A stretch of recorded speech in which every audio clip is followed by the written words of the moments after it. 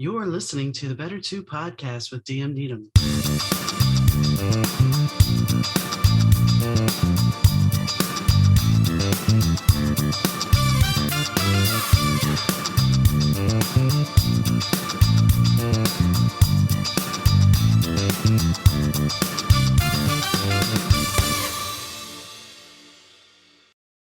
Hi gang, Donna here. Today's guest is singer-songwriter Brian Lawley.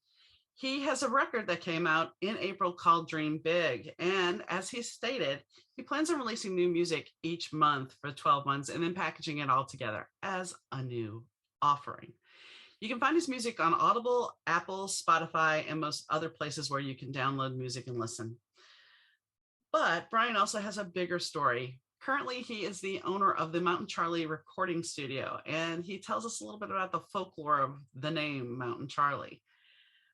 And fun fact, yes, he started out as a musician at 15, and he decided because he lived in Silicon Valley that, you know what, being a musician is not necessarily going to pay the bills. So he started out in corporate America, and part of his journey in corporate America, he decided, you know what, I'm going to create my own company. I'm going to do what I want to do. And he did. And for 30 years, he was a CEO and an author. And in 2019, unbeknownst to him, somebody made him an offer that he couldn't refuse. And he's glad he didn't, because it changed his life. So listen to his story. Hi, Brian. How are you doing? I'm doing fantastic. How about yourself? I'm doing good. You are in your studio, I can see. Yeah. My escape from the world. So you have kind of an interesting story because before you decided to pursue your music full time, you were a CEO. I was, yes. I spent about 30 years in Silicon Valley, initially working for companies like Apple Computer and DigiDesign, who makes Pro Tools that's used in all the studios. And then for the last 20 years of my career, I had my own company. I was a CEO and wrote books. I wrote a book called Product Management for Dummies, and built an amazing company. And all along the way, didn't have the time I needed to nourish my musical aspirations. You wanted to be a musician back when you were in high school, didn't you? Oh yeah. Yeah, they always say the reason why teenage boys start playing guitars to get the girls, right? And didn't work very well for me, but I started playing when I was 15, and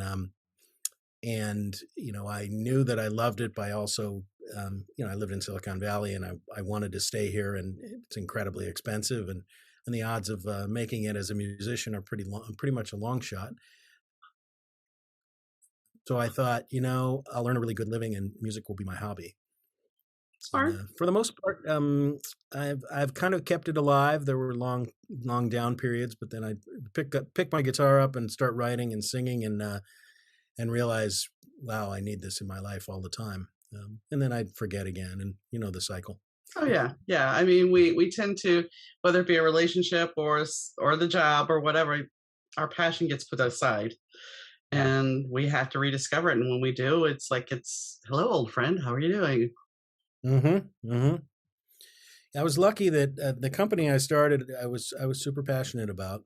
And I was also very lucky that, about a year before COVID, this fantastic entrepreneur came along who'd been scoping out my company and unbeknownst to me, and made me an offer to buy it. So when I was 55 years old, I sold my company and realized that if I live reasonably frugally, I can make music and do anything else I want for the rest of my life. So I'm incredibly blessed with those circumstances, and that's one of the reasons why we're here today. Well, and that being said, there's so many people nowadays that are just like, since COVID happened, that I'm not going back to the rat race. Yeah, that's for sure. I managed my company through two major recessions, the .com bust and the financial meltdown. And I knew at some point there was going to be some other event, and, COVID came along, and luckily I had sold the company, and also luckily the woman who bought it is a fantastic entrepreneur and has tremendous integrity. And she not only kept the company intact, kept all my employees, but she Nice. managed to shift through COVID, and they're doing fantastic. So I was able to leave kind of a legacy with my employees because they were great people, and they worked really hard for me. And I didn't want to be one of those people who sells their company and then it gets gutted and then everyone gets fired and they all have to go find new jobs. What you mean, like Wall Street, Gordon Gekko, and all that? I mean, come on. Yeah, When you when yeah, you when you look back at that movie, it's like greed is good. And I remember watching it thinking, wow, why would anybody do that? And then we lived it. yeah, yeah. It's true. It's so true. Um, I mean, I know it was fiction, and well, it was fiction at the time, but it was like somebody, and I think I read an interview once with Oliver Stone that said, I didn't do the movie as a blueprint. But that's kind of what it became. I mean, it really did become a blueprint for a lot of people, and it still does. yeah. Well, and just the shift, it's so different than when I started my corporate career years ago. There was the whole notion of loyalty between companies and employees and companies. And I watched that go out the window. Actually, when I started my company, I had at least half the people I knew told me I was just crazy. Like, you have a great job, you're making a lot of money, and you're going to go start something from scratch. Like, are you nuts? And a good portion of those people ended up coming to me years later asking for a job because they'd been fired in the corporate world, after 35 years of loyal service. Thank you, here's your check. And so that's the way society's gone. And I really tried to build a company that was a little different than that, where we all got to create something that we really, really liked, where we really liked to work. And I was super loyal to my employees, and it paid off. I guess it's karma. And this is the thing. There was a time, and I've talked about this with some other people. I remember working as a front desk clerk at a hotel, and for Thanksgiving you got a turkey, and for Christmas they gave you a ham, and you had, when I worked in insurance initially, we had this team, and it was a family. And once that eroded, attitudes change, productivity goes down, and then they start bribing you. Close as many claim files as you can with a pizza party. You get to stay late, and we're going to feed you with pizza. Well, okay, I'm salary. What is the benefit here? But that's corporate America. And it was amusing today to log into LinkedIn and see that more people are leaving the jobs because they're now wanting the employers to pay them better and to give bonuses and benefits. Sure. Yeah, it's funny how the employment market, it goes from one extreme to the other depending on supply and demand. And now it's we can't find employees. Oh, we'd better change our culture and treat people well. Yeah. But unfortunately, for many companies, that just becomes that's a short-term thing. Oh, yeah. I But you mean, never know. Yeah, things may change. I look back because I live in a small town, and McDonald's here is paying $16 an hour, and I'm like, I remember making $3.25 back in 85 or 84, Uh-huh. and they're doing less work. Yeah. Well, and what I see here, especially in Silicon Valley, is the service industry. People will agree to take a job and then they'll just never show up. They'll never hear from them Wow. again, or they'll show up and work a few days and decide, I don't think so. That was so unheard of back in the day when I was in my teens and 20s. You just would never do that. Mm-mm. Um, but that's the way of the world now. So you've opened up a recording studio. I did. It's called Mountain Charlie Studios. I live in the redwoods in above Silicon Valley, in the Santa Cruz Mountains. And Mountain Charlie was this famous. He was this famous guy who had a toll road right next to my house, and he saved his dog from a grizzly bear at one point. And the story goes that the grizzly bear bit half his face off, and they had to melt pesos and make a steel plate. And there's all kinds of crazy stories about where I live. But so I decided to call it Mountain Charlie Studios, and It's always recording has always been a huge passion of mine. The first job I had out of college was for I think I mentioned DigiDesign, who is now Avid, and they made this product called Pro Tools that ended up becoming the standard way of recording digitally in every recording studio in the world. Um, so I've always been passionate about it, and I've always had some kind of a studio. But when I retired, then I just decided, yeah, I'm going to really buy some nice gear and really focus on songwriting and working on my voice and my other skills, and I'm just having fun. So are you a one-man band then? Um, when I perform, I am. I have a producer and engineer in Nashville. His name's Kenny Schick, and he and I'll send him rough versions of my songs, and then he'll help. He'll basically put together an arrangement, put together a mix, and we'll go back and forth. I'll add some instrumentals. When we get it finalized, then I'll put the vocals down in a local studio here, so that I can just focus on singing and really getting it right. So we're sort of he and I are sort of a 1.5 man band with every instrument you can imagine, because he has access to lots of musicians, and with recording technology today you can do almost anything. Yeah. And that's one of the huge benefits of COVID. Incidentally, is he never would have worked remotely with people the way he does, but he had to figure it out, and so we do that. The same thing with my voice coach. I work with a guy named Roger Love down in Hollywood, and Roger would only do in-person lessons prior to COVID, and now he'll only do Zoom lessons Really? unless you beg him. I got him to let me come down to Hollywood last week and have an in-person lesson. But yeah, the benefits for some things, the benefits are so great that it's hard to imagine we'll ever go back to in person. Well, and then, you have to look at the whole Astroworld fiasco. You know, Oh yeah. when you look at live music, and I was thinking about, because I had heard from a paramedic. He was on TikTok. He did his whole talk about what exactly happened for him while he was there. Hmm. And I thought back, I was in the crowd at Live Aid in Philly when Led Zeppelin took the stage. And there Oh was a geez. push, and I wasn't even standing on my own feet. I remember I was not even standing on my own feet, and I mean, Yeah. there was this massive push. But guess what? Nobody died, Yeah. and it Yeah. was hotter than anything there, but nobody Yeah. died.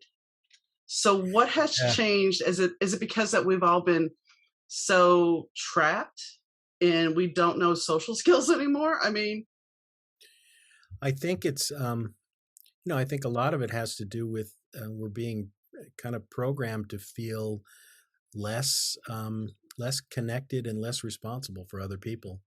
Um, I wrote a song called "Reach Out Our Hand." I wrote this years ago, but I just re-recorded it this last year, and it's on the first album I released this year.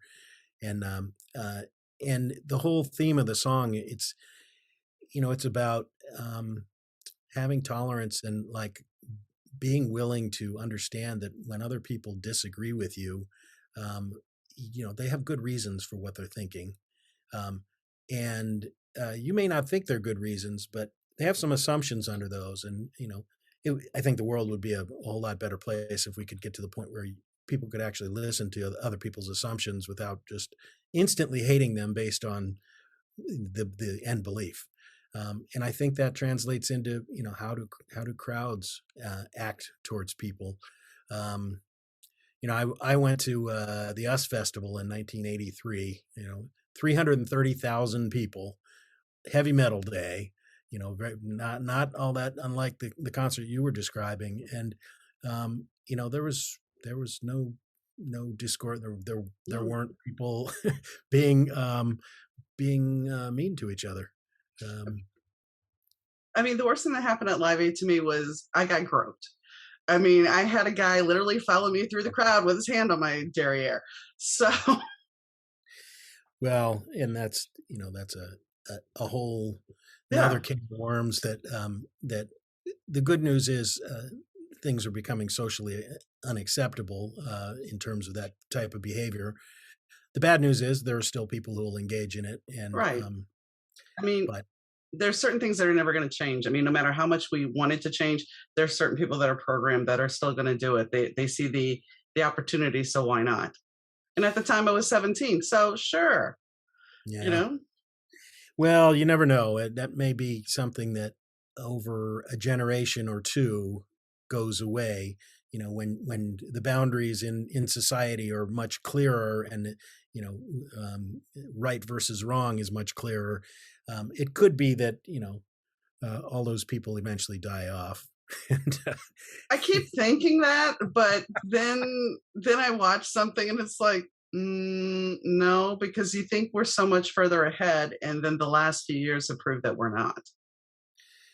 Yeah, and it's hard to know because the media can pick any anecdote for any particular point of view that's really horrible, and promote the heck out of it, and you'll see it 100 more times than you would have 10 years ago. I don't know if you've seen the statistics about poverty is at the lowest level it's ever been, and in the history of mankind, and hunger is at the lowest level. Certainly not at zero, and there's certainly lots of suffering. But I personally believe that things are getting better, and it's difficult to find evidence of that in through the traditional channels. Well, Uh, there's two things I want to bring up. There was something I saw, and I don't frequent TikTok. Okay, so I know I brought this up twice, but I do not frequent TikTok. But one of my friends shared something with me. It was a direct message, and it was an ad in Germany, in German, about how American children are starving, and that they need to collect money for our children. all righty. Exactly, which you would never, we always see this for other Sure, countries, for us, and it's like, sure. Huh. okay. But I understand what you're saying. As soon as the news media became, first you took the doctrine away that they have to be fair and unbiased. And then you created, well, it's all based on ratings. When CNN became a factor where we need ratings and we need infotainment, fear sells, just like sex. Yeah. Fear Yeah. sells because it invokes an emotion that, you know, I was I don't really talk about COVID, and I don't want to, but I have to bring this up because I think it was day before yesterday, I saw the Delta variant is going away, and COVID things Mhm. seem to be going back to normal. And then I opened up the internet today, and it's like, well, these states that are highly vaccinated are now battling COVID. I'm like, Yeah. And and you end up seeing enough contradictory messages that you don't know what to believe, mm-mm. or who to believe. And the media, to cut them a little slack, they're now in a position where they just don't have the revenue streams they had, so they have to go for clicks. Hmm. And you see some of the headlines, and if you follow a topic deeply, and the real facts, you see the headlines and just go, I can't believe that they're not being sued for this headline. Yeah. The other thing that occurred to me as you were talking, I was talking to this woman, friend of mine. She's 23 years old, and she said, "Do you know where most of the people my age get our news?"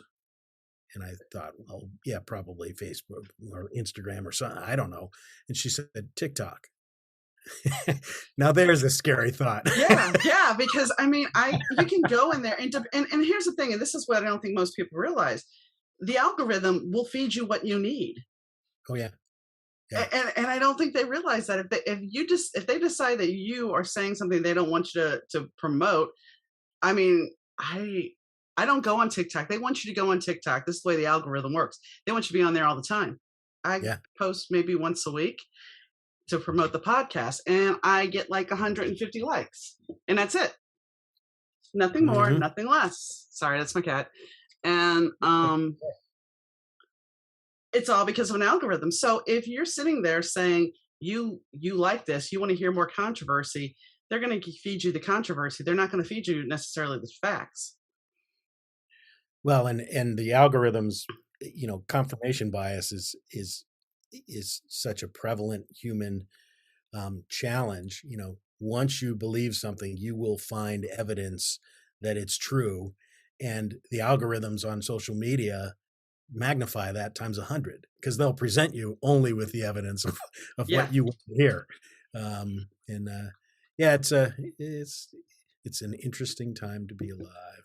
Oh yeah, and I mean, going back to what you're saying about the algorithms real quick is I remember a few years back I was posting memes and it was like I'm trying to prove my point, and my dad and I quit talking for a bit because our viewpoints did not match. He's no longer my friend on Facebook. We talk. But I realized after my husband passed that it was like, why are you shouting into the void? You're not going to change anybody's opinion. You're just so basically what social media has done is, and I know it's a good thing because you keep in touch with people and you get to find new things. I know all that. But the big picture is it's also very divisive. And it pushes people to act out like they would never act out. I mean, how many times have we seen people act out the Karen syndrome, or if you want to call it that?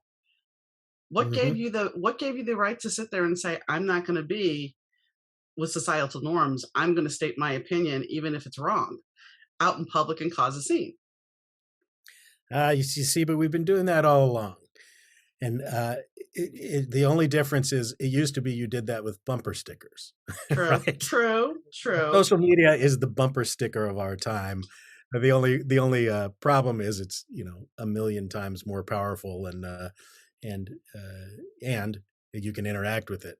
With the bumper sticker, you could look at someone's car and go, "What am I going to do? Have a road rage and run this person off the road?" No.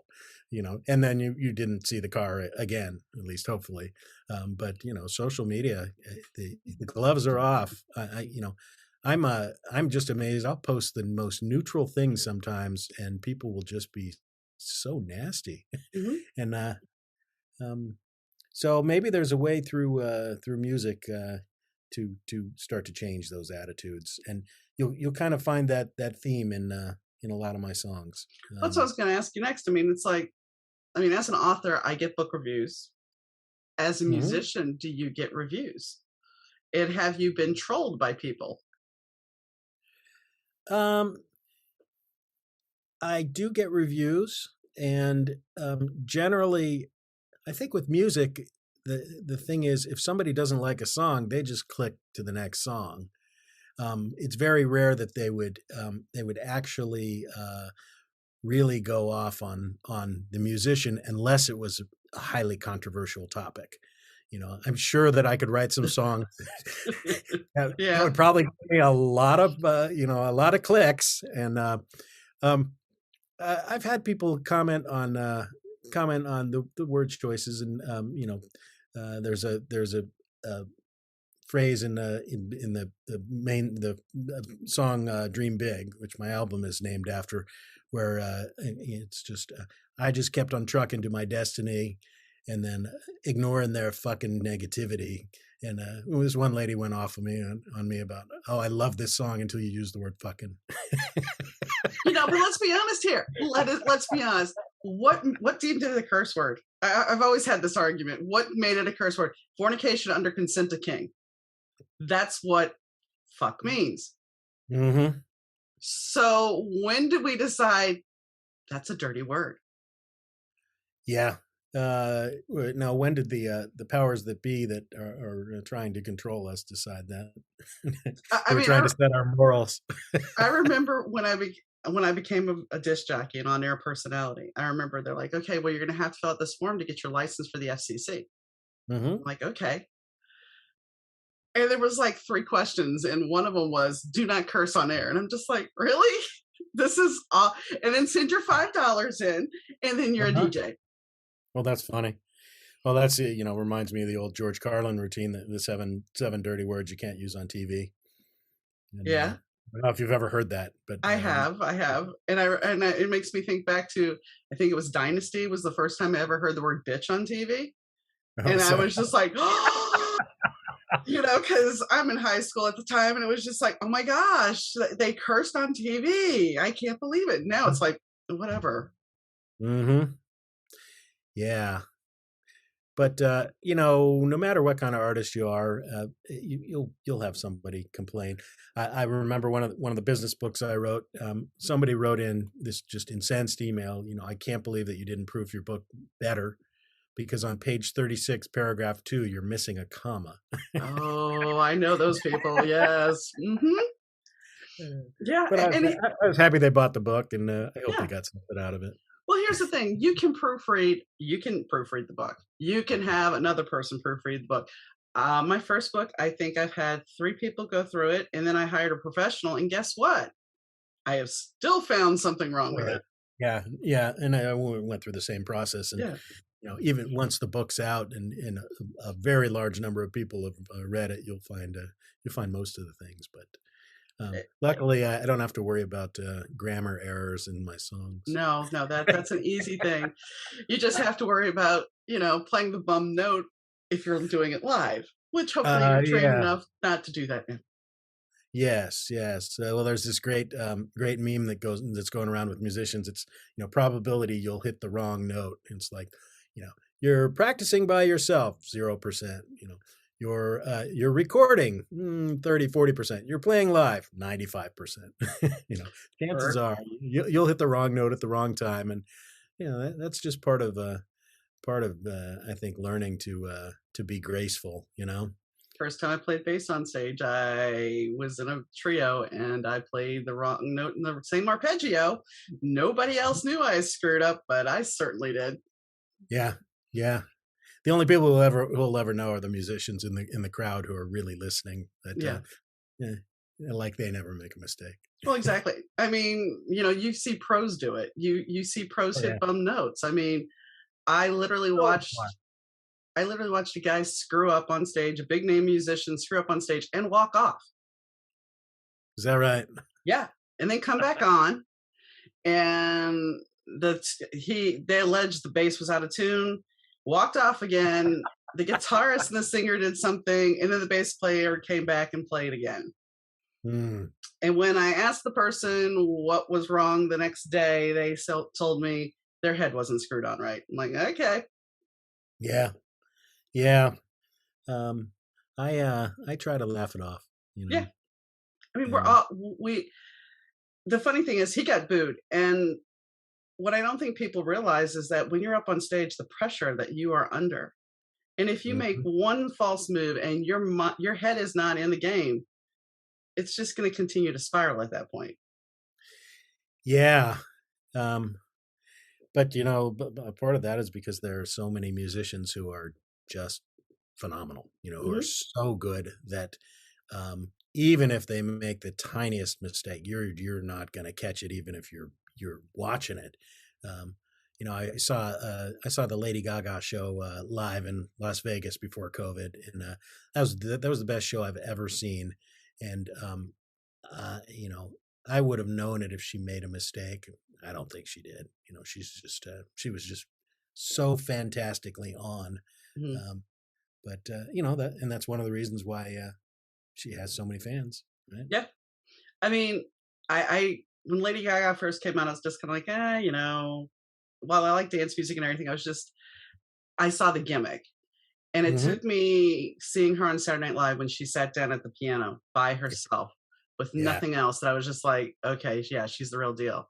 Oh yeah. And, you know, going back to the 90s for a second, the Spice Girls, I was not a big Spice Girls fan, okay? I was not a Spice Girls fan in any sense of the word. However, I had a friend who was playing with them Uh-huh. and he got us tickets for 2 shows. So the first show I saw, and granted, yes, there were a lot of little kids around, but they divided it up so they had an intermission break so the kids could have a break and everything. But besides that, they actually were really good. They entertained and they were phenomenal. And it was just like, it I bet. gave me a whole new appreciation because it was just like, oh, this is just bubblegum pop. I don't really, and I do like bubblegum pop, don't get me wrong, but I was just like to go sit in the concert, but it was awesome. It really Well, was. you know, my daughter when she was 12 or 13 really wanted to go see Taylor Swift, so I took her, and you know, Taylor Swift is just a fucking amazing musician. I mean, if you get the chance to see her live in concert, And I don't like her music, but boy, I mean, she's just and curiously, over time, as I've really looked at her songwriting, she has some brilliant songs. I mean, some stuff that I think it was Billy Joel recently that said Taylor Swift is like the Beatles for this generation. I mean, Nice. she's she's crazy good. And that's the thing. It's like if if you're really talented as a musician, a singer, or a songwriter, your music can transcend genres. It doesn't matter Hmm. what if it's not somebody's jam, Hmm. it can still evoke something. And that means a lot. If you can make somebody feel something and they're a heavy metal person and you're writing contemporary, a love song, that says a lot about you as an artist. Well, it's funny you mentioned Lady Gaga because when she appeared on the Howard Stern show, she was playing the piano and she sang the song "A Million Reasons," um, and uh, all of these guy friends that I have who never would have said they like Lady Gaga started posting, "Oh my God, I saw this and I can't believe how incredible she is," because she just she conveyed so much emotion when she did that performance. So I think you're right. You can you if you're really a good artist, you can transcend that. And it takes something special. I mean, but that goes with a lot of things. I mean, some people will, and this goes back to something we are talking about earlier. I've had friends, and I think it's Nicole Kidman. I'm like, I want to go see this movie. I don't want to see it because Nicole Kidman's in there. Okay. Mhm. I mean, why are you not willing to watch something because somebody is in it? And it's the same thing with, well, I won't listen to that music because they did something, somebody's in it. Uh-huh. Okay. And I mean, I know, especially with cancel culture, we have had this big push now. Well, yeah, yeah. If I Look go at the back, if I go back to, and I don't really want to, but if I go back to Bill Cosby back in the '80s, his '80s uh-huh, special and his TV show, and even Fat Albert, as a uh-huh. kid, he was funny. And yes, he's deplorable as a human being, Mm-hmm. but as an artist, I mean, this is this weird line we have to walk now. Well, and we saw a glimpse of it years ago when the Dixie Chicks made their statements, and and they lost half their fans. And talk about an amazing group of musicians, and to then say, "I'm just never going to listen to them again. I have no desire to," because they have a differing opinion of me than I do. um, but I don't know. There's a theory in Taoism that says when in order for things to change, you have to get to one real extreme, and once you hit that extreme, then things will change back and go the complete opposite. So I like to think that all this stuff we're talking about, cancel culture and lack of tolerance, I like to think that we're almost at that point. I keep hoping. I mean, I thought, back in the early '90s, I thought maybe we had moved along in the race issue because of the fact that I grew up in New Orleans and I had seen some changes, but, you know, obviously history recently has dictated that's not necessarily the case. But Sure. it's just hopefully we keep pushing so we can swing back to a middle ground because that's really where we need to be is a middle ground. Yep. Yep.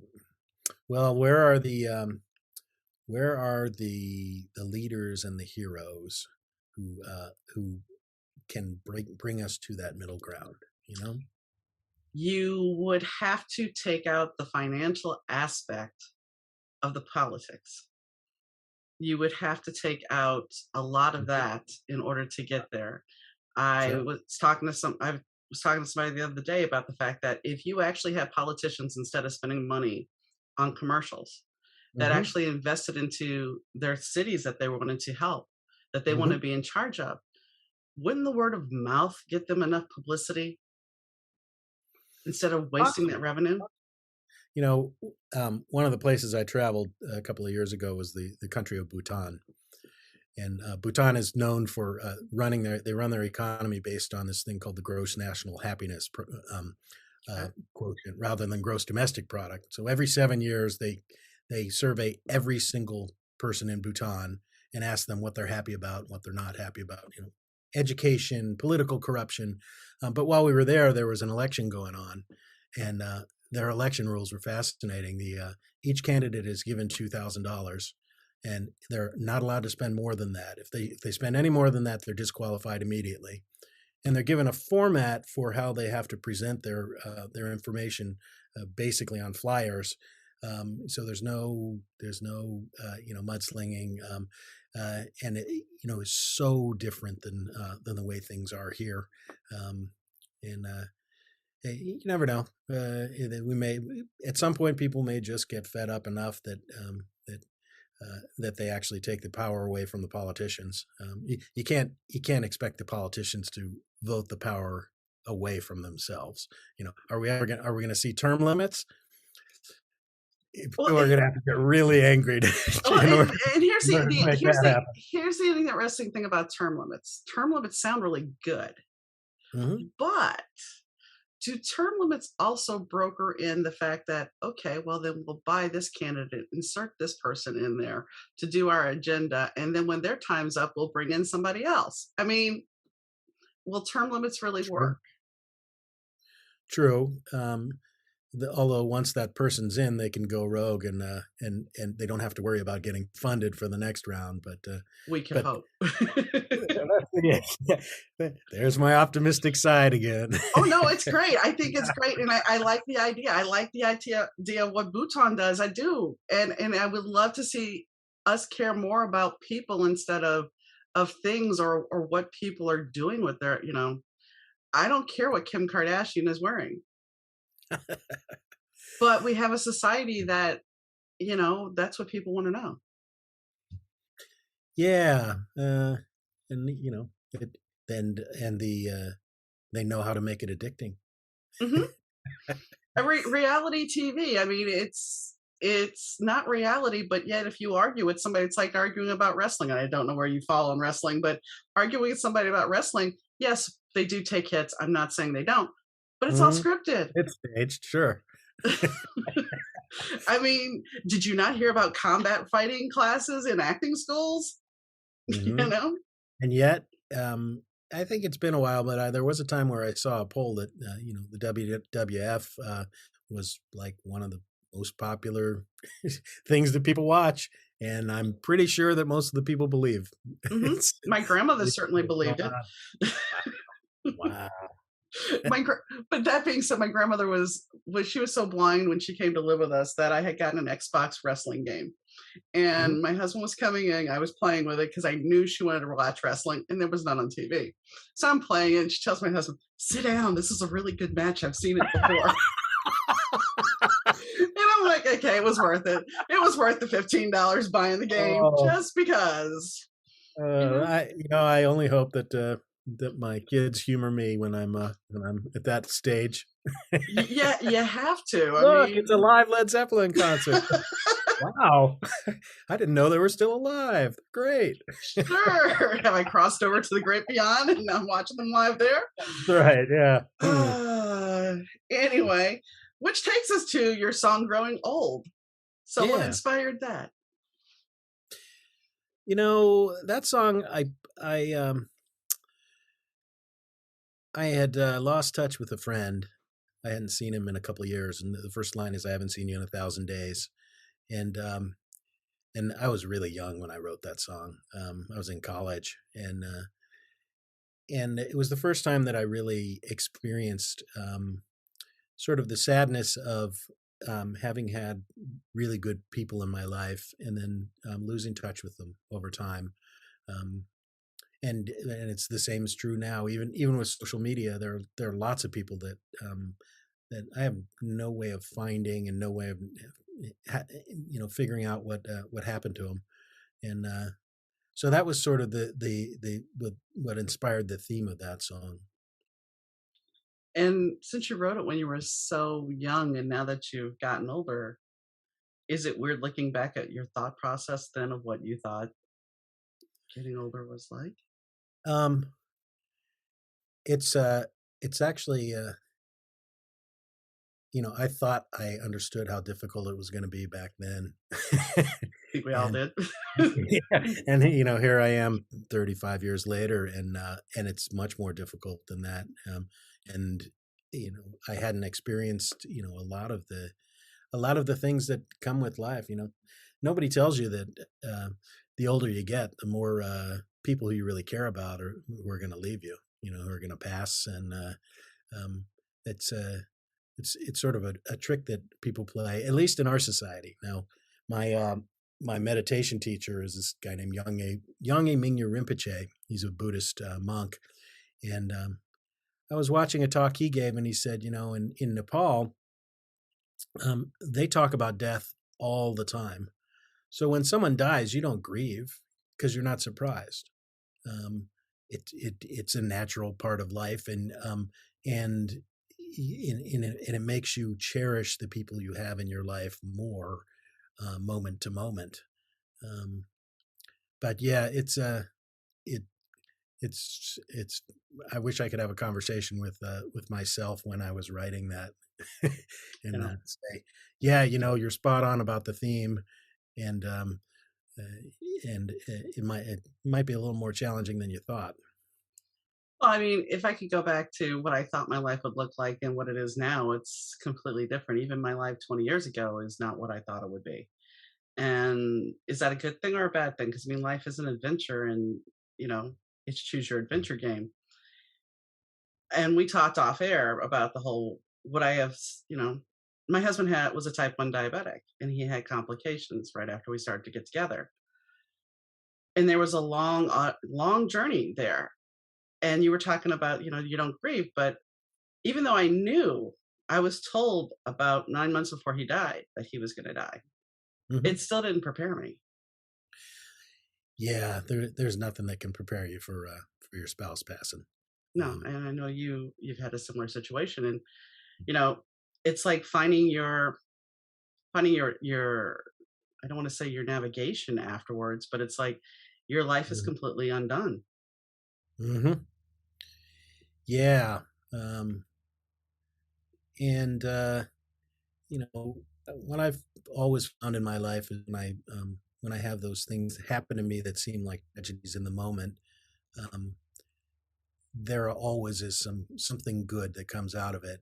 Usually, and usually I can't even possibly imagine what that's going to be.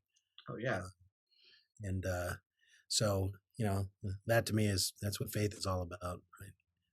Looks like the world's collapsing around you, and for me, I have to remind myself that I'm being taken care of. It's all going to be okay. Just like all the stuff we talked about. Society's falling apart and so Hmm. on. I just got to believe that there is some kind of bigger picture, and there's a whole bunch of good that's going to come from all of this, and my little brain probably can't wrap itself around what that's going to be. Uh, And the truth is, we may not see it in our lifetime, that's true. Yeah. and that's okay. I mean, I don't know where you fall at on belief. I mean, this may not be the only time we're here. It may be, it may not be. We don't Hmm. know. And if it isn't, maybe the next time we see the changes. Yeah, and it all makes sense, Hmm. and then we realize, why was I, why did I waste some of my days being unhappy and resisting and fighting it all. And I think that's a lot to do with the pandemic. I mean, I remember my husband would watch the news, and I'm like, I just looked at him and said, I'm not watching this. I'm going upstairs to write. And he's like, well, why? I said, because you're sitting here crying. It's about and it's not that I was being unsympathetic. He was crying Hmm. about watching the deaths on the TV about COVID. And here he is terminally ill. And all I'm thinking is, you're already suffering from depression. You're on the maximum dose of Effexor. You are trying to smoke cannabis to try, which he should not have been doing. He should have been doing edibles.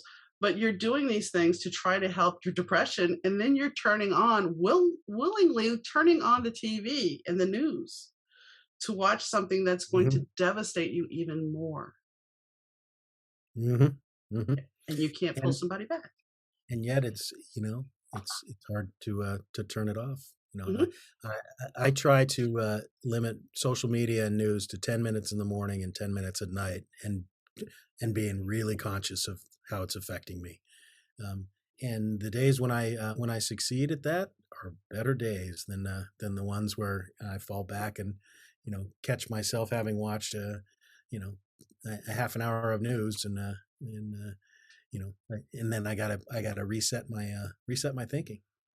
Well, yeah. I mean, I wasn't a news junkie, but I was more in tune to what was going on in the news. But after he died, it was just kind of like my whole perception shifted. It's like I have better things to do with my life than get sucked into this.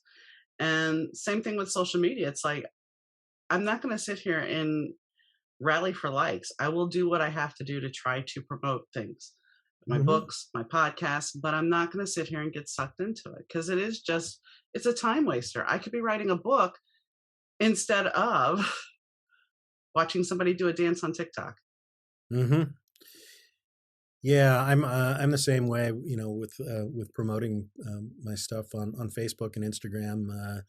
I try to get in and get out, and um, yeah, who knows? Maybe they're just fads and they'll go away. So back to your music since we've digressed. And I know you really came on here to talk about your music. We've talked about everything else. So you had two songs that I also listened to, which was "I Miss You, Babe" and "Thanks for the Love." And I take that was about your wife. Yeah, I miss you, babe. Was about my wife, and it was in the reason I wrote that song is because there are just times when I really think, what if she got sick on Christmas Day Mm. and went in the hospital and she died 9 days later of pneumonia at age 45, and you know and it was bizarre. Even the respiratory specialist, he said, I've never seen anybody have pneumonia at her age, who is healthy like her. And so it was this bizarre thing, and I could have never imagined her passing before me. And um and so it really makes me wonder. Sometimes I'll sort of daydream about, well, what would have happened if Yeah. she had been around. So that was a tribute to her. um Thanks for the Love is actually, the premise of that song is that I'm at my own funeral and I'm singing to my friends and acquaintances.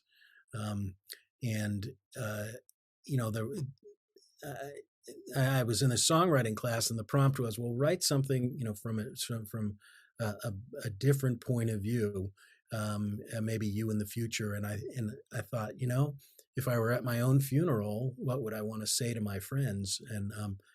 And uh, so that's sort of how that song came about. Um, and the production and everything on it is just fantastic. Kenny Schick, my producer, just did an amazing job, and I love that song. Isn't it interesting when you you pick that moment to go to? I mean, it's one of those things where we don't focus. Going back to what you were saying earlier, that in this country we don't talk about death, Hmm. but yet you went there for your song. And I remember being in one of my college writing courses. I went back to college, so I was older than most of the people in my class. I was 26, and our writing prompt was to write a eulogy. Hmm. Hmm. Everybody in my class wrote an obituary. I ran with it. I took it, and I took it from my fiction, some characters from my story, and I inserted myself into it, and I wrote this eulogy that actually had people Hmm. crying. And it's like, but at 26, what did I really know about that? When did you write this? I mean, how old were you, and were I wrote you it. I wrote it this year. okay? Yeah, yeah. Um, you know, probably in the background, I was thinking about, COVID made me think about a little more about my own mortality. Yeah. And, so an upside of COVID, right? That song might not have ever been born if we hadn't had to go through the pandemic. Um, but I'll sacrifice another song if we don't have to go through another pandemic. No doubt, no doubt. Have you talked to your family about the meaning of this song? Oh yeah, they all know. Okay. In fact, it's funny, when I posted it originally, a couple of my friends reached out and they were like, are you okay? Yeah. It's not saying, that's something you're not telling us. I'm like, no, I'm not depressed. I'm not feeling suicidal. I just wanted to make sure that I was able to say these things, because, if I get hit by a bus tomorrow, I won't have the chance. And It's kind of like my grandmother. She gave me a ring when she was still, of course, when she was still alive, but I guess about 20 years before she died. And I'm like, why are you giving me this now? She's like, because I want to be able to see you enjoy it. oh, And I mean, yeah, that's kind of the same sentiment, because you writing the yeah, song is a love letter to the people that have been in your life, hmm, and it's thanking them. And most of the time, that's the one thing we don't get to say. hmm, I mean, because of COVID, there were stipulations at the hospital when my husband passed, and the only people that were there were me and his hmm, best friend came in. The rest of his family didn't come in. Nobody else came in. So COVID, and that's the whole other thing about this. So not many people got to say goodbye to him, and then we didn't do a wake or anything. He was cremated, and by the time the restrictions lifted, it was a year and a half. And honestly, I didn't have. He wanted an Irish wake, and the fact of the matter is, I was too worried that if I went to this Irish wake, everybody's going to reopen all these wounds for me, because they're going to tell me all these stories. And guess yeah, what? I get to come back home by myself, and they get to go on with their lives. And yeah, it's a memory for them. But for me, as you are well aware because of your situation too, it's your partner. It's yeah. so Good for you for that. That must have been a really hard choice, and it good for was. you for doing what you needed to do. And I'm sure he would understand. You know. I think so. I hope so. If not, I'm pretty sure he does. I'm pretty sure, because there's times, and I'm sure sometimes you think your wife's around. I mean, it happens. You feel them around. Something will remind you of them. Well, that certainly the things that she said to me and the experiences we have and had live on, no Yeah, doubt. Um, and yeah. So, you put your record out, Dream Big. Are you planning on releasing another record? This was April 2021 that this came out. Are you planning on doing yeah, another one? yeah. I my goal is to record and release one really fun and meaningful new song every month, and then after 12 months, I'll bundle those together and call it an album, since there really is no such thing as albums anymore. Um, and it seems to be it seems that people stay more interested if I'm sort of doing a constant release of songs. So that's my goal. I've released a couple of songs already this year, and I- I'm just having fun with it. You know. Although, you say there's no such thing as albums anymore, but vinyl, Walmart's got a Black Friday deal on a record player. Yeah, that's true. That's true. And And I have an interesting conundrum in that most of the people who are going to like my music are going to be closer to my age, which means they'll want to buy CDs or even vinyl. Um, whereas most of the people who consume music these days are younger people who, if you're not on Spotify and Apple Music and YouTube and Amazon, um, they're never going to hear you or care. Um, so I decided to invest for the future, and I don't even have CDs available. But if you go and listen to my song, I think I get 1/10 of a penny. So yeah, I understand. It's like being on Amazon for Kindle Unlimited. We sure, get like I think it's yeah, 0.0006 per page read. hmm, yeah, and what would be better, that or people stealing the content like they were doing? Oh, I don't know.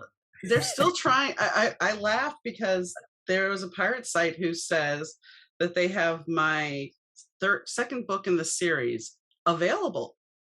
Oh, is that right? Well, the funny thing is, I'm not finished writing it, so I'd like to know how they have it. I mean, they went as far as taking a review from Goodreads from one of my other books and putting it in there, and And all it is a pirate scam to get credit card information. That's it. Yeah. So I've told people, I'm like, if you really want a book, don't go to a pirate, come to me and we can, I'll give you an ebook, you know? I mean, if you're that willing to, but yeah, a book that's not even finished, they have it. I'm like, oh, that's funny.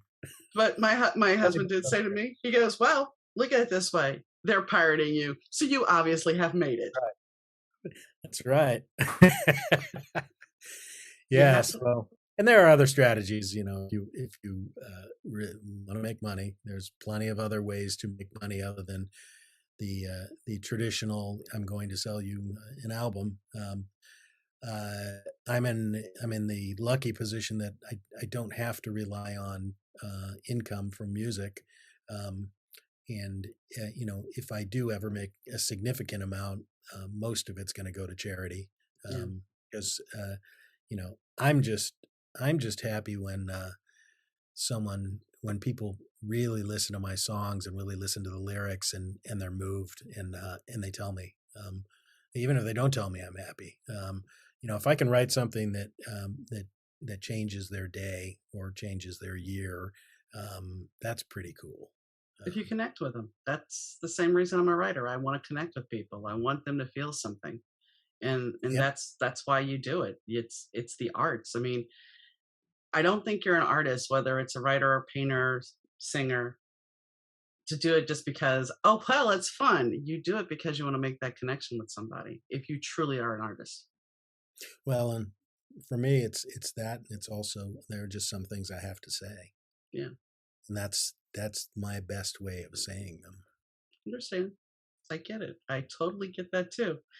Back to the vinyl though, I do have to laugh because you and I are not very much, age differences is right there. Okay. So there's not a big whopping difference. And I laugh because a record that you could buy in the 80s that has been reissued now, I think we paid what, $7, maybe $8. It's now like $25. Yeah. And I'm like, yeah. I remember giving away a collection of 450 albums because I'd switched to CDs, and I was dedicated to go to the future. I still have most of those were classic. You still have it? Oh, I still have my vinyl, but I will. My husband was a technical junkie, and he has the DAT recording system. He's like, this was out of stock. He also had a Betamax, but he got rid of that. But I still have the Laserdisc player and the DAC. It's like, okay. And, trying to sell this, unless you want a collector. Nah. It's one of those things where it's like, it's technology. It's a dinosaur. And guess what? By next year, your computer you're using will be a dinosaur. That's right. Yeah. The only thing that depreciates faster than cars. Yeah. Yeah, exactly. Exactly. So is there anything else you would like to tell the audience? Yeah, I hope you give my songs a listen. You can find me at brianlawley.com. You can find me on Spotify, Apple Music, YouTube, Amazon. You can just say, Alexa, play music by Brian Lawley, or Siri or Google. And I have a Facebook group that's called Fun and Meaningful Songs. And if you're into singer-songwriter and sort of acoustic rock stuff, it's a pretty fun group. Love to have you join us. And if you like what you hear, drop me a line. And even if you don't like what you hear, I'd love to hear why you don't like it. That would be fascinating for me. I do have one question that popped in my head, and that is, perfect collaboration for you. Who would you love to collaborate with?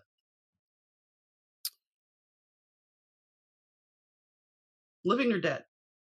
Do I get to have is it just a duo, or do I get to have? You get to do whatever you want. If you want a band, have a band. It's your choice. Oh, geez. Well, I would probably, if I was going to collaborate with anyone, I'd want to collaborate with Bob Dylan, Jewel, and James Taylor. It's an interesting collaboration. Boy, would that be an interesting combination? Yeah, it would. It would definitely. I might regret that.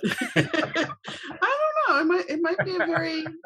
It would definitely be a very laid back kind of collaboration. Yeah, uh, yeah. If I went the laid back route, that's who I'd choose. If I was going to choose, if it was, I was going to choose a band to be in, I'd want to be in probably the Eagles. Um, Okay, they're one of my favorite bands for sure, I could see that.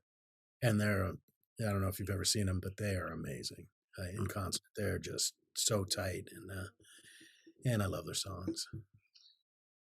And now I have one more question. Have you ever, do you play your stuff live? Do you go around and play live? I do. I haven't done a lot of it, and so what I've been working on is putting together a 3 to 4 hour set of lots of covers because people love to hear covers and my own stuff, and so that's one of the big goals for next year is really getting out and starting to play live. At some point, I'm going to do this trip across the United States. There's this guy who did a blog post that was the ultimate U.S. road trip, and it goes to every city in the U.S., every major city, and every national park. It's 14,000 miles. So at some point, I'm going to throw my guitar in the car and just head out and start finding places to play wherever I end up. Nice. So I may be coming to a city near you. Nice. And you may want to, dare I say, post this on social media as you do it. Yes. Yeah. Well, the thought of having a dedicated blog about that particular journey has definitely crossed my mind. So let's see what happens. Well, thank you, Brian, for coming on the podcast. Oh, thank you so much. This has been a fascinating conversation, and really, really enjoyed it. And thanks again. You're welcome. So it was a fascinating conversation with Brian. The Mountain Charlie folklore, I guess I could have explored a little bit more because, I'm just envisioning how this myth grew and how the legend became such a big deal. But when you're from certain areas, that's the way it happens, whether it be the folklore of somebody's that's haunting a cemetery or a house or whatever, things grow and they get embellished. It's kind of like Sarah and I talking about a couple of podcasts ago about Sasquatch. Do we really know what Sasquatch is? Does he really exist? Who knows? But, the conversation also, I think you guys should check Brian's music out. I did. It is actually pretty good. And I think that, we need more lyrics and more songwriting that actually has some meaning to it. Music's a wonderful thing, but if it doesn't convey a message, there are times that's totally fine. But sometimes it's really cool to go stop and listen and really hear the lyrics and find the meaning to them, because you're connecting with the person that's singing to you or that wrote the lyrics. And that's a pretty powerful connection to make. Just like talking to you guys and you tuning into the podcast, I'm hoping that there's a connection for you guys. And it's an important one. While we talked about grief and loss, part of it is true that we shouldn't be sad when somebody passes. And maybe it's not that we're grieving the person themselves so much as how they have left a hole in our lives. That's where a lot of the grief stems. That's where it continually gets repeated, because there's that hole that will never be replaced, because each of us is really unique and each of us is an individual. So what one person brings to your life, another person may not. So it's just something that we have to learn and embrace and accept and grow from. They'll always be part of you, but your life has changed, and that goes with many things. So I think today's lesson, children, while we did talk some controversy, I think there's a bigger picture here, that if we can all learn to start getting along and be tolerant, the world would be a better place.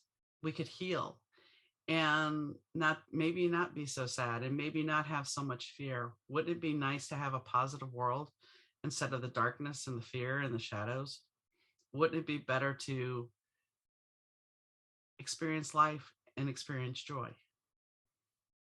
On that note, I will say this. If you have a comment or you would like to be a guest on the podcast, drop me a line at donna@better2podcast.com.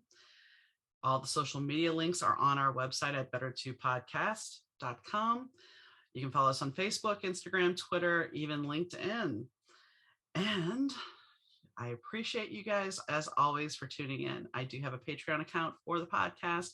So if you'd like to support the podcast, please do so. Once again, thank you for tuning in, and I'll catch you next time. Bye. You're listening to the Better 2 podcast with DM Needham.